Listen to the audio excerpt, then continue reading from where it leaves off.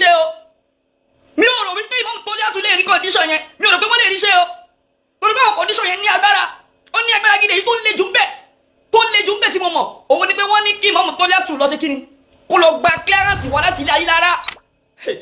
mi ò dẹ̀ rò pé yẹn lè possible láyé mi ò rò pé ilé ayé lára lè fún mọ́mù ní clearance o I'm not sure but ọ̀rọ̀ mùsùlùmí tàbí fi jẹ́ kí peace kó reign nílùú Ògbómọ̀ṣọ́ ẹ jẹ́ ká stop láti máa bú sọmọ Ògbómọ̀ṣọ́ o gbogbo ẹdẹ bú sọmọ Ògbómọ̀ṣọ́ nítorí ọ̀rọ̀ ìmọ̀mù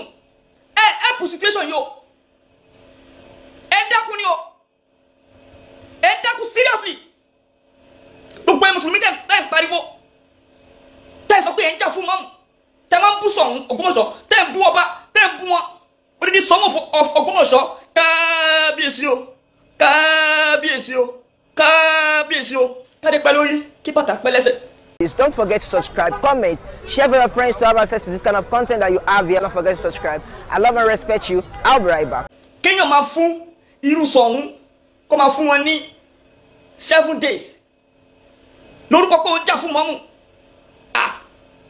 afọlọ́wọ́n bá bẹ gbogbo wa wọ́n mùsùlùmí tó bá jẹ́ pé lóòótọ́ àdìsílámù wà dínú sàlámù tá à ń sọ tó bá jẹ́ sí pé lóòótọ́ ni wọ́n mùsùlùmí ẹ jọ̀ọ́ tó yọ lọ́n ẹ má jẹ́ ká bú Ṣọ̀ún Ògbómọ̀ṣọ́ mọ́ ẹ má jẹ́ ká bú Ṣọ̀ún Ògbómọ̀ṣọ́ mọ́ ẹ má sọ pé torí pé ẹ jà fún mọ́mù ẹ bá bú Ṣọ̀ún Ògbómọ̀ṣọ́ ẹ jà fún mọ́mù o wàláì ẹ dákun ni o ẹ dákun ni o ẹ já gbọ́ nǹkan tí bàbá wa Ṣọ̀ún Ògbómọ̀ṣọ́ ẹ jẹ́ ká gbọ́ nǹkan tí wọ́n sọ ẹ já gbọ́. December ló ṣe máa pé 1 year tí mo jẹ ọba so mo rí pé ọ̀pọ̀lọpọ̀ nǹkan wà tá a ṣe ní láti kọ́ àti láti mọ̀ nítorí tí máa ń mọ̀ orí ilé òtẹ́ ní ṣẹlẹ̀ mọ́ but ká ní mo mọ̀ nígbà tí gbogbo ilé ìbẹ̀rẹ̀ ó wá di pé àwọn èèyàn wá láti Ẹ̀pẹ́ wọ́n wá láti Ìbàdàn Èkó láti parí ọ̀rọ̀ wa níbí a sọ pé kò ní ṣẹlẹ̀ bẹ́ẹ̀ but àgbọ̀n tán à ń gbọ́n lọ díẹ̀díẹ̀ ní àjẹsẹ̀ débì ní so next time a máa yára wa ní brain àníjẹ́ kó di ọ̀rọ̀ tí àníjẹ́ kó débì lágbára Ọlọ́run mọ́ kò ní ṣẹlẹ̀ mọ́ àti wípé gbogbo ọ̀rọ̀ social media èmi ò tẹ̀ mọ̀ pé ọ̀rọ̀ yẹn lè di báyìí but èmi ò mọ meetings tẹ́ ṣe o mi ò dẹ̀ mọ nǹkan tí ẹ jábọ̀ níbẹ̀ but mo mọ̀ pé solution lẹ wá òun lẹ wá mi ò mọ̀ bóyá ẹ ti mọ nǹkan tẹ́ máa sọ fún àwọn bàbá lágége pẹ̀lú gbogbo ọ̀rọ̀ yìí nítorí Akéwùgbà Gold ti wá tẹ́lẹ̀ and èmi ò mọ̀ bóyá wọn ò ní fẹ́ pé. tó bá ní kí wọ́n fún èèyàn ní award of peace bàbá Akéwùgbà Gold àwọn gbogbo ní ambassador of peace wàláì bàbá wa Mùlánà Sheikh Mahmoud Taofik Akéwùgbà Gold bàbá yẹn try láyé lórí peace kí peace lè reign in any corner síbẹ̀síbẹ̀ náà adé àwọn kan tó ń bú bàbá yẹn tó ń bú bàbá wa Akéwùgbà Gold pé alábòsí ni wọ́n ṣojú méjì ni wọ́n ṣe gbá kan wọ́n ṣàwò kan síbẹ̀síbẹ̀ àti àwọn tó bú wọn síbẹ̀síbẹ̀ náà bàbá Akéwùgbà Gold stop tàbá wa ambassador of peace wọlé bàbá Akéwùgbà Gold gbogbo aṣáà la gbọ́ nǹkan tí Oba Ghandi sọ báyìí nísìn ẹjọ́ tó fi tọ́ lọ́rùn wá mùsùlùmí kábíyèsí káde pẹ́ lórí kí bàtà pẹ́ lẹ́sẹ̀ gbogbo pátápátá ẹ jẹ́ ká máa bẹ bàbá wa Ṣọ̀ún Ògbómọ̀ṣọ́ ẹ jẹ́ máa bẹ wọ́n torí Ọlọ́run ẹ̀bẹ̀ ní ká máa bẹ bàbá wa Ṣọ̀ún Ògbómọ̀ṣọ́ tábà sọ wípé ìmámù ò ṣẹ Ṣọ̀ún Ògbómọ̀ṣọ́ irọ́ la pa ìmámù rí lè ṣẹ Ṣọ̀ún Ògbómọ̀ṣọ́ níbi sísọ̀rọ̀ ìmámù Ògbómọ̀ṣọ́ wọ́n sọ̀rọ̀ sí Ṣọ̀ún Ògbómọ̀ṣọ́ tí ò lè yẹ kó rí bẹ́ẹ̀ bàbá mùsùlùmí táwọn sọ pé à ń jà fún mọ́mù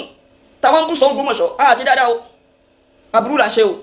ẹ jẹ́ máa gbọ́dọ̀ bàbá wa Ṣọ̀ún lọ. ó wà bias aṣojú mufti Barakoyi wọ́n á wò pé gbogbo wọn yẹn sáìdì kan náà ni wọ́n wà òun ò pé ẹ gbọ́ the other side nítorí ẹyẹ òun fi apá kan fò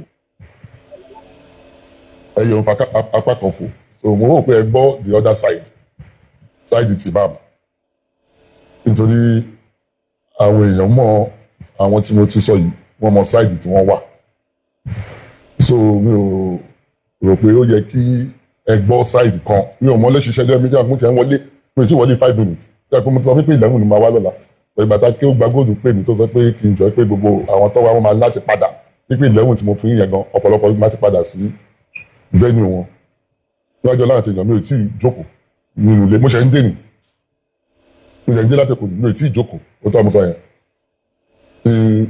bàtí tó sọ pé tí omi ò mọ nǹkan tó ti ṣẹlẹ̀ o ṣùgbọ́n mo rò pé ẹ bá máa mọ nǹkan tó ń ṣẹlẹ̀ ẹ láti gbọ́ the two sides and reason tí mo fi sọ bẹ́ẹ̀ ni pé èmi gan tí ọ̀rọ̀ yìí kàn tí bá ń gbọ́ àwọn nǹkan míì lórí social media mo máa ń wòye pé ọ̀rọ̀ yóò rí báyìí ṣùgbọ́n like you said ẹ̀pẹ̀lẹ̀ social media ni nítorí ọ̀rọ̀ tí the way tí wọ́n fi twist nǹkan ó yà mí lẹ́nu ọ̀rọ̀ tí ò ṣẹlẹ̀ tẹ́ bá máa gbọ́ nǹkan tó ṣẹlẹ̀ nípa ẹ̀ mo ṣòwò kan ní lẹ́ni yìí ẹni ẹ ti sọ ó sọ ní Friday ìjọ tí wọ́n kó block lọ síbẹ̀ yẹn but ìjọba ìgbà nìyẹn ìjọba tó bá wọn lẹ́nu ẹ̀ lè fẹ́ ní ẹ sọ tọ́jú mo kọ̀ rí nìyẹn tó ní mo fún àràbà pé wọ́n fẹ́ kọ́ ṣọ́ọ̀pù sí ilẹ̀ mùsùlùmí wípé mo fẹ́ ja Ògbómọ̀ṣọ́ rí ọmọ ẹ tó ń sọ̀rọ̀ náà pé tọ́ọ̀gì lélẹ́yìí kí ni eléyìí rẹ̀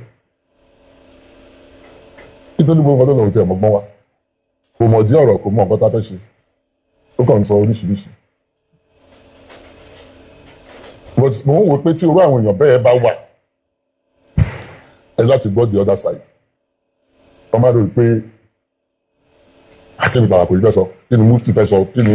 akéwì gbàgbó fẹ́ sọ ìkan náà ni side kan náà ni wọ́n á ti mọ ibi tí wọ́n wà so mo ń bí yín náà ní ṣe gbọ́ ṣe interview àwọn ọ̀dà ṣe bá àwọn ọ̀dà people sọ̀rọ̀. nígbà tí akọ́kọ́ ẹ dé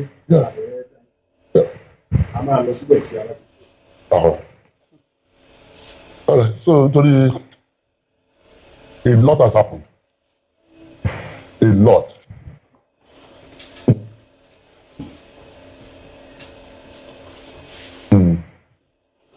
iṣẹ́ rí èmi ò tẹ̀wọ̀n mo ní sùúrù.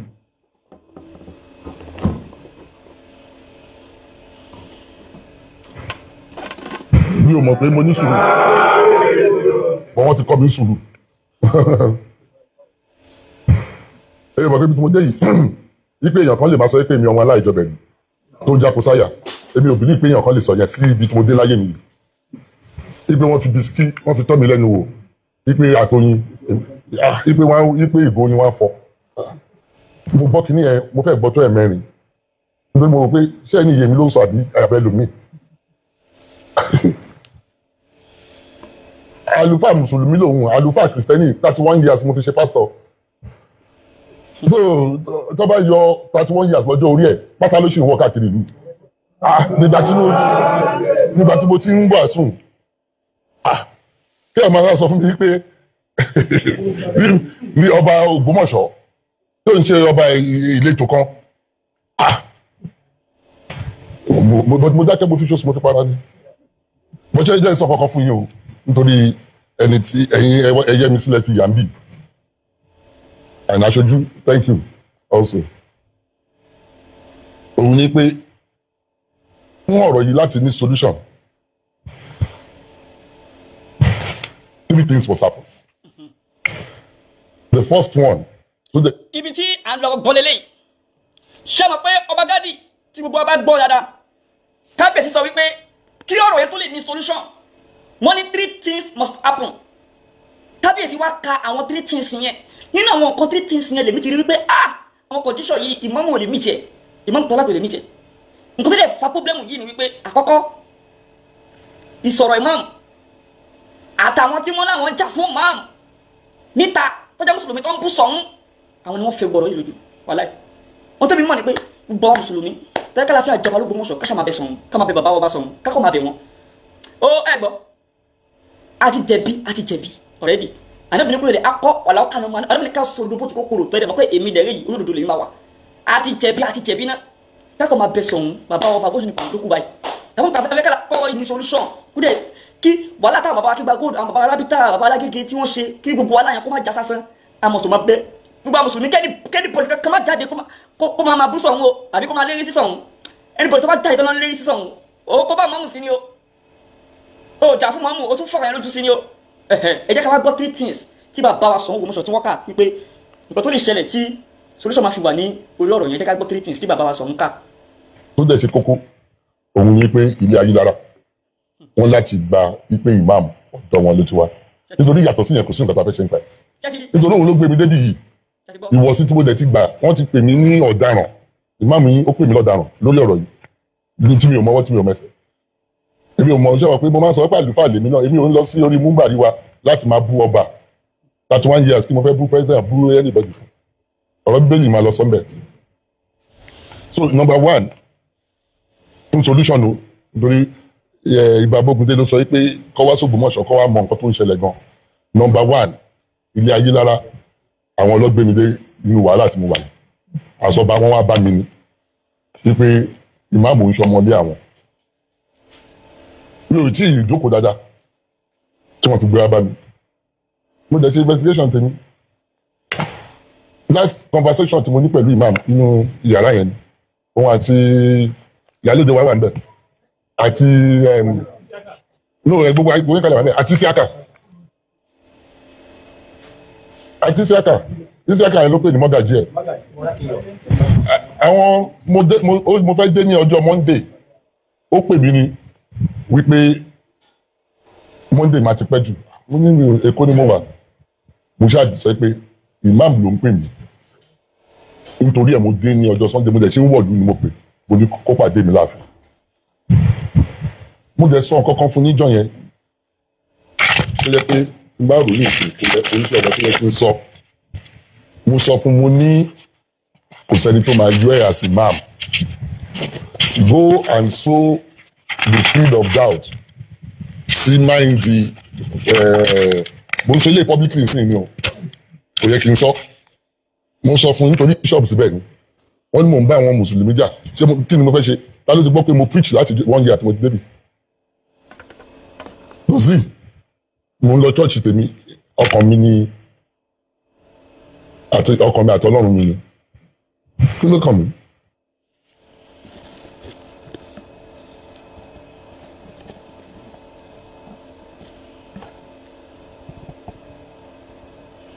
Tẹ́rí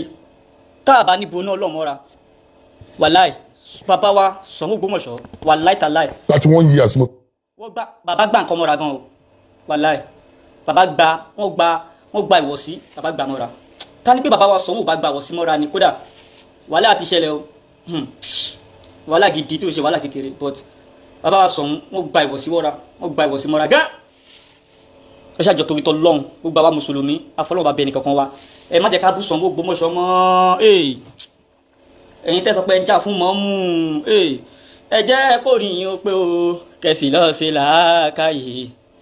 ẹ jẹ́ kó rìn yín ó pé kẹsì lọ́ọ́ ṣe làákàyè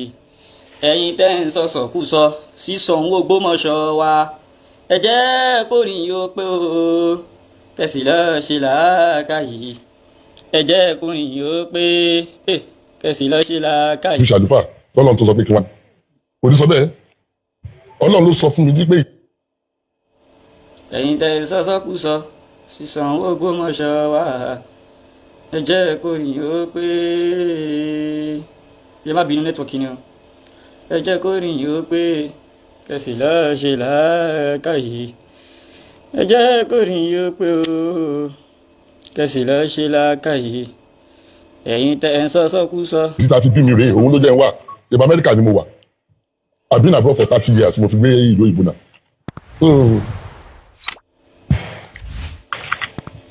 so kí ni eléyìí tó ń sọ èmi ò já ìjà ìsìn o màmá tó jẹ̀bi bàbá mi mo ti sọ títí muslim ni ní ilé kápẹ́ walking distance ní síbi màmá tó bí bàbá mi mo ti jọba muslim ni kò sí nǹkan kan ilé Láòyè tí mo ti wá ẹ bá kó èèyàn 10 sílẹ̀ 9 ni wọn muslim ni wọn kí ló wá kàn mí ṣe máa bá family mi jà ni.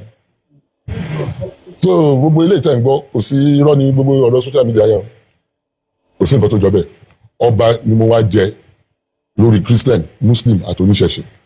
mo dẹ̀ ń sọ ìtẹ́tajókòó léyìí kò ń ṣe ìtẹ́ Muslim ìtẹ́ àwọn oníṣẹ̀ṣe ni ẹni tó àwọn tó tẹ̀ lóyè oníṣẹ̀ṣe ni wọ́n àwọn òjẹ̀ bá wa jà wọn bá wájà wọn bú wa wọn ṣe nǹkan kan tó bá ń ṣe kíní wọn máa ń jókòó síbẹ̀ tó bá ń ṣe ọdún wọn Ṣàngó gbogbo máa jókòó kí ni máa ṣe. àwọn sọ wípé èmi làwọn rò pé ìgbà tí mo jọba wípé mi ò ní jẹ́ káwọn ṣe ìṣẹ̀ṣe àwọn ni wọ́n sọ fún mi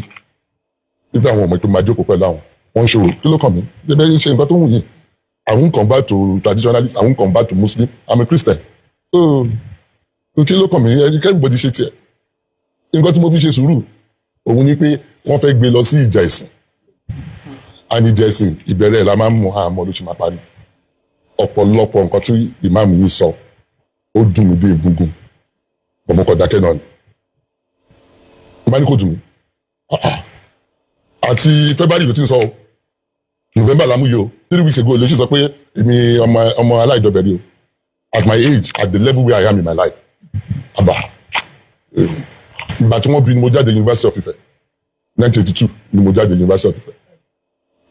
1986 87 ni mo kúrò ní mo ṣe masters ní UI ó wá ń pè mí ọmọ aláìjọbẹ̀rí tó já kó sáyà tí bá ní kò jù mí irọ́ ni mo pa o bọ́ kí ni mo fẹ́ ṣe kò sí ìgbà tá a fẹ́ kí ìlú wa dàrú nǹkan tó fẹ́ nìyẹn èmi ò dẹ̀ ní fún wọn ṣe I'm not going to allow it. wọ́n gbé placard wípé pastor fẹ́ yọ imam wọ́n ní kí ni ọ̀rọ̀ ṣé mo fẹ́ fi bishop síbẹ̀ ni àwọn òpònú tí wọ́n lọ́gbọ́n lórí ṣé Gabriel mo fẹ́ fi síbẹ̀ ni àbí kí ìjọ tọkùnrin yẹn wá mo ní tó bá sold out nobody will remove it. That's the last time tèmi àti ẹ̀jọ̀ jókòó tàjọ sọ̀rọ̀ Isaac yẹn wà pẹ̀lú ẹ̀ Isaac yẹn ni mo pè padà imam jáde mo ní Isaac padà wá mo ní ẹ lọ help imam ẹ lọ help ẹ mo ní kò understand nǹkan tó ń ṣẹlẹ̀ mo sọ fún Isaac mo ní kò understand nǹkan tó ń ṣẹlẹ̀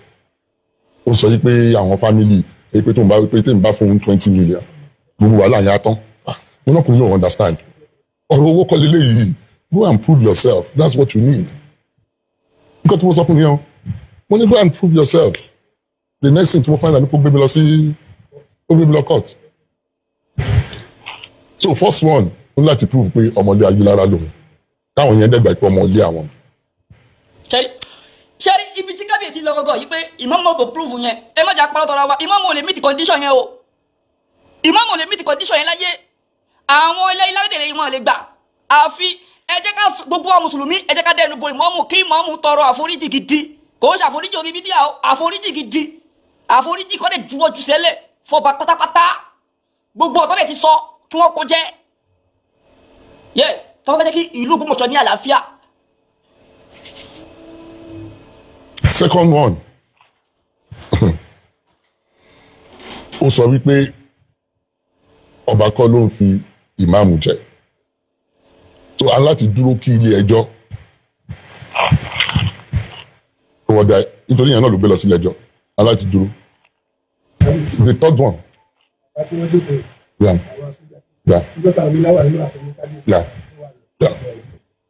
Mo ti gbórúkọ wọn and the third thing wípé ọba kọ́ ló ní mọ́ṣáláṣí ṣé ẹni ẹjẹ́ ìwà sọ kankan fún yín o òótọ́ lẹ fẹ́ gbọ́ yìí o nítorí eminent people lẹ́yìn tẹ́ wá yìí o ṣé ẹni number 3 yẹn kò rí nìkan whether ọba ló ní mọ́ṣáláṣí ọ̀nà kò sí ìgbà tó pa mi torí mi ò lọ mọ́ṣáláṣí lọ kírun but tí n bá já fún wá nítorí mo jẹ́ kristẹni bẹ́ẹ̀ ni wọ́n ní ọmọ òkú ọ̀hún ó ṣòro mú lọ oko àárọ̀ tó bá fi síwájú wá ní o fẹ́ kó máa bẹ́ẹ̀ gbọ́nrin tó bá fi sẹ́yìn wá ní o fẹ́ kí ìkókó pa ni so kò sí nǹkan téèyàn lè ṣe so tí n bá ní mi ò yà sí ìgbà ọba kọ́ ló ń fi ìmáàmù jẹ ṣé mò ń fi bíṣọ̀bù jẹ ni kò sí tí mo fi jẹ kí àwọn kọ́ máa ẹni nǹkan tó bá wọn kọ́ máa ṣe tó bá ní ọba kọ́ lọ́dún mọ́ṣáláṣí kí ló kàn kò sí nǹkan tó kàn but tí n bá ṣe irú ẹ̀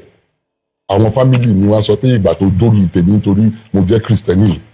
ni mo ṣe fún wọn ní mọ́ṣáláṣí tí mi ò kọ́ bí ara sí. so ọ̀rọ̀ mẹ́ta yẹn kò sí bàtà fẹ́ ṣe ń pẹ́ tẹ́rí tèbú yẹn ṣé èbú ń so ni ṣé èèyàn á sọ fún mi pé mi ò ń ọmọ aláìjọbẹ̀rí ni ní at this time kí ó wá affect mi kò lè affect mi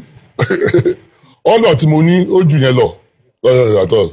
nobody in this world again can define the honor God has given to you. Kò sí àbí kò sí nǹkan tí wọ́n lè jẹ l'Ógbómọ̀ṣọ́ tó ju Ṣọ̀ún lọ mo dẹ̀ ti jẹ́. Ṣé èèyàn kan wá sọ fún mi pé ọmọ aláìjọbẹ̀ ni? Kò sí Ìkòyí ò lè define me. Kò sí kò lè define me. Mo ti lọ́lá kí. Now, ṣẹ́wárí. Mo ti lọ́lá kí tó dé. Nǹkan tí mo fẹ́ ká gbọ́ gangan náà ni ibẹ̀ yẹn pé àwọn nǹkan mẹ́ta tí bàbá wa sọ ń kà wípé kí ìmáàmù make sure wípé wọ́n ṣe kí ọ̀rọ̀ yẹn tó lè ní solution. Ó mo ṣe sọ wípé ẹ má jà parọ́ tọra wa ìmáàmù tọ́lẹ̀ ò lè meet àwọn condition yẹn. Ẹ̀yin tẹ̀lé ń bú ọba Ṣọ̀ún láti ta ẹ̀yin lẹ fà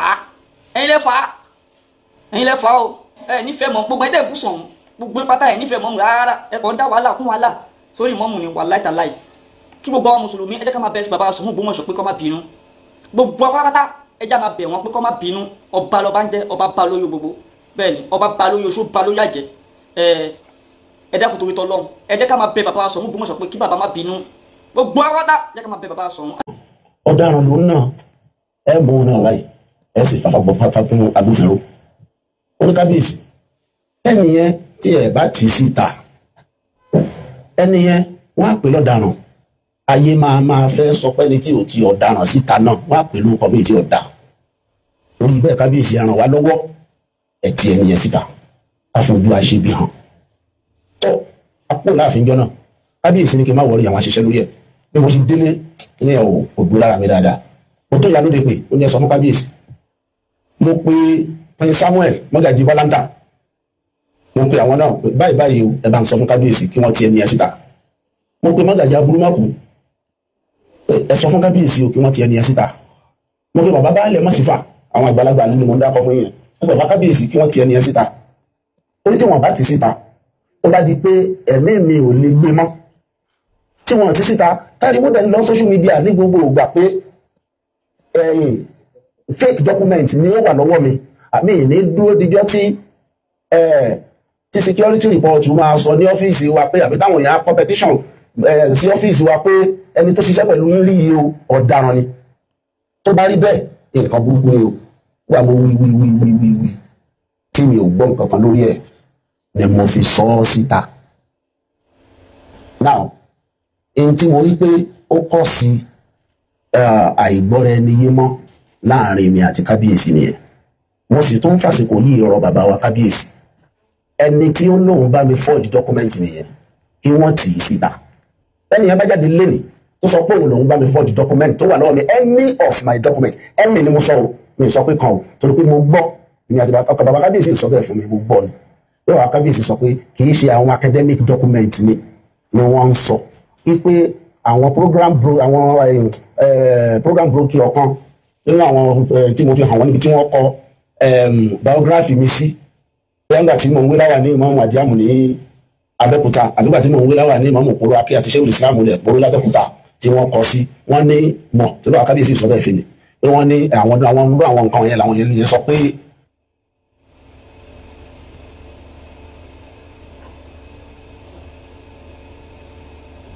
àwọn bá mi forge ok wọ́n ní ìtumọ̀ ẹ̀ ni pé wọ́n ní mi ìwé láwà ní Adiamu.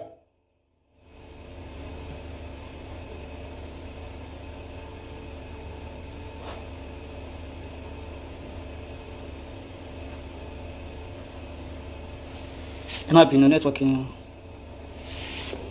kí ni ẹ lòdì. mo ní Abẹ́òkúta nìyẹn àbí mi ìwé láwà ní Imam Kuro akí àti Sheikh Islam lẹ̀ Kuro.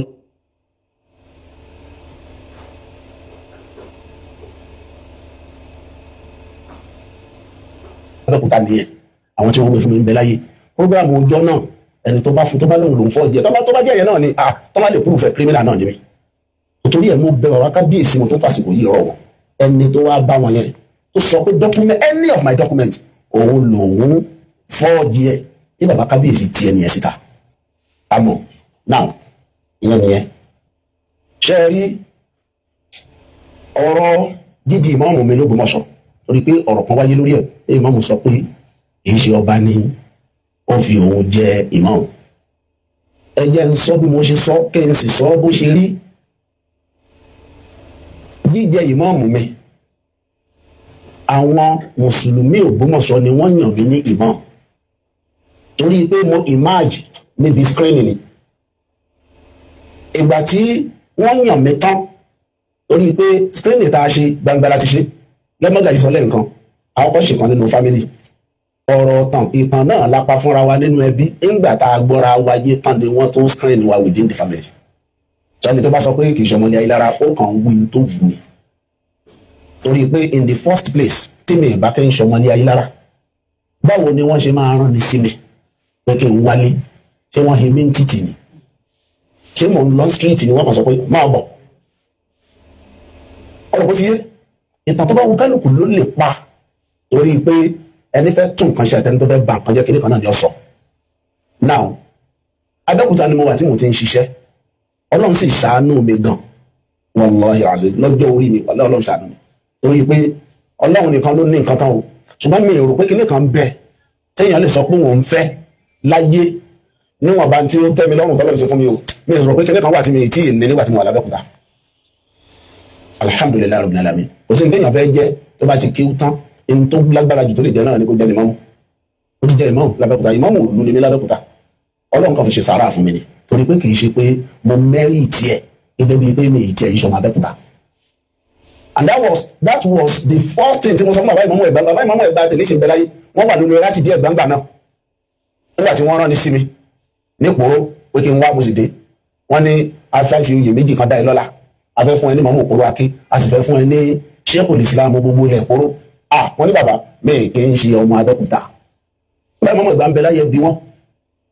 ọmọ Ògbómọ̀ṣọ́ ni mí nǹkan méjèèjì ńlá látẹ̀ dákọ̀ àwọn ọmọ ìlú ni wọ́n máa ń ní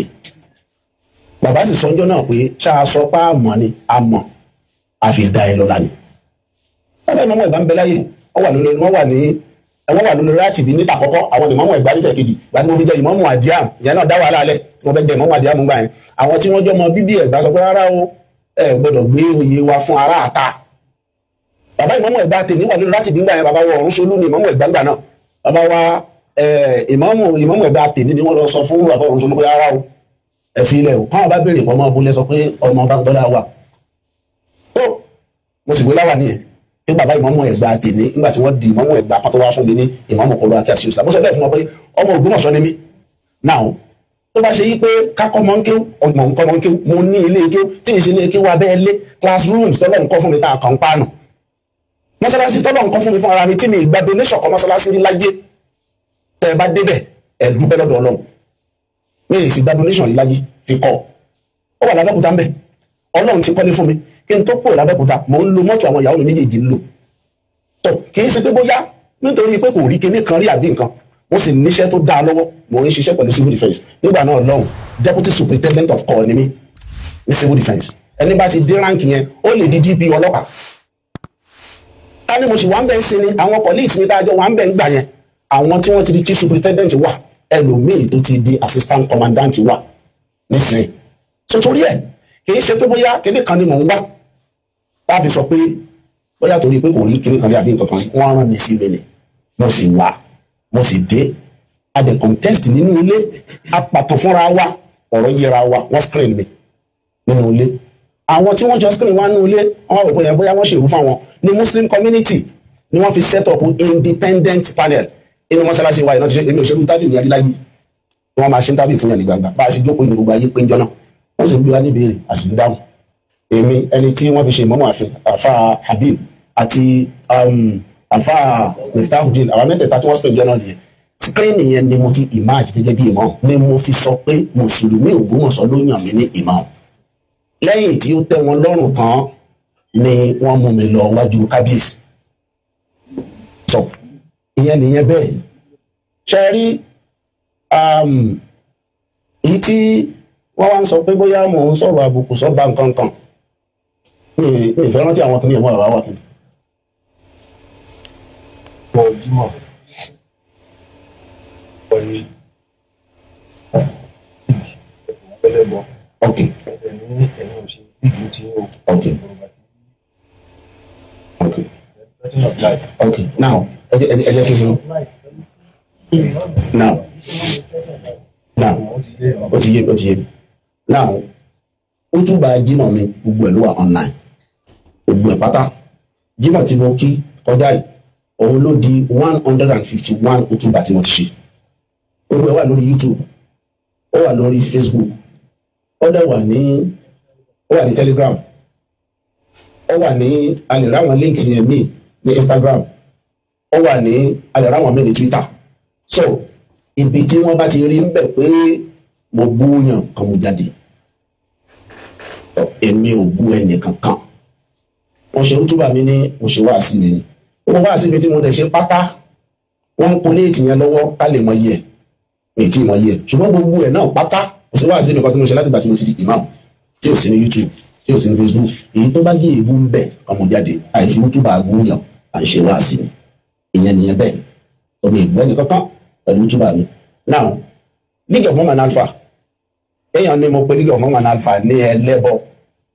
ó kàn ra ọ̀rọ̀ yẹn ni ó yóò wò pé kò sí tó ń lè sọ tó ń lè fi wín ní àti yín torí pé wọ́n mọ̀ pé ẹ̀yin League of Mormon Alpha lẹ́wà lẹ́dún kò ní sọ pé wọ́n pè yín lẹ́lẹ́bọ kí ló lè bá a bí yín lójú wípé ẹ̀yin ẹ̀kan bí léèrè ni pé ó mú fídíò clip ẹ̀ wá ibi tí mo ti sọ pé League of Mormon Alpha ó ẹlẹ́bọ nìyí, tẹ́nìyẹn ò bá ti rí nǹkan yẹn present ẹ gbà pé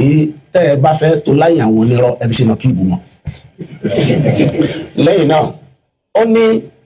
ẹ̀yin èmi lèmi ò bá League of Mormon Alpha ṣe, yes tó bá jókòrin ló sọ náà kí ìbà onírọ́ lòun náà gbọ́dọ̀ jẹ, tó bá jọkùnrin ni ó gbọ́dọ̀ jẹ náà kí ìbò làárọ̀ fáwọn onírọ́. Ìdí ni pé èmi tí ń ṣe League of Mormon Alpha èyí tó di Imam Ogbomoso lábẹ́ bàbá wa Imam Ẹ̀gbá ni mo ti ń ṣe League of Mormon Alpha. Ẹ jẹ́ ká dúró ń bí